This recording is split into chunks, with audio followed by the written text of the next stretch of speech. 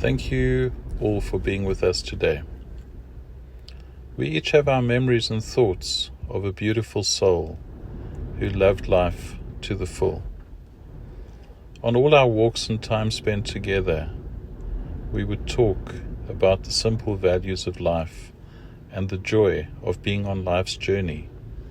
So many times I sought Mom's wise counsel. She would always pause and think before responding, always deeply considering a reply that was balanced and calming. I am convinced that she had a much deeper connection to her angel than she let on. We spoke often about Alicia and the way in which she would connect through to her to draw on her energy and wisdom each day. But probably above all, I admired her for her resilience and ability to find the flow in life. Seldom deterred by life's challenges, she always found the still point, even when this involved incredible physical hardship on her part. It was often challenging for me to accept her stoicness in the face of these life's challenges. At times, her angel carried her through the latter years, but so often we as a family had to carry her along with many who helped. I would like to say a real special word of thanks to Kath, Rob, Amanda, Di, Shnu, Sage, and Casper, and all members of the family and friends who supported her in the past 10 years. At times, it was not easy.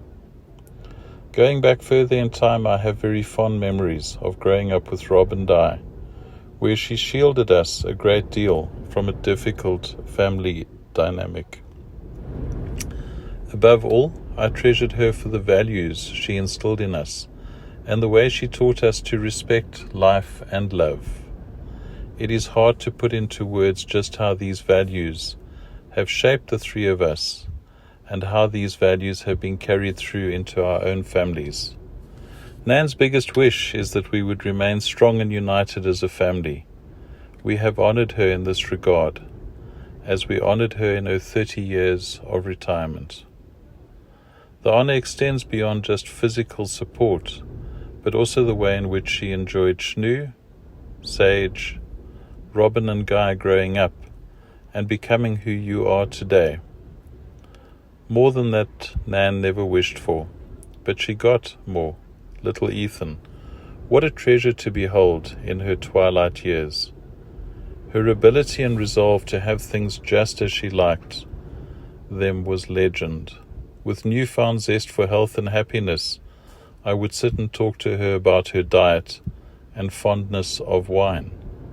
For the most part, she listened patiently and then just did as she wanted to do.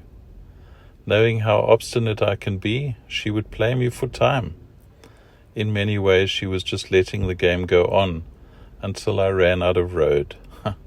In the end, I simply enjoyed her company and watched her demolish a piece of cheesecake or ice cream.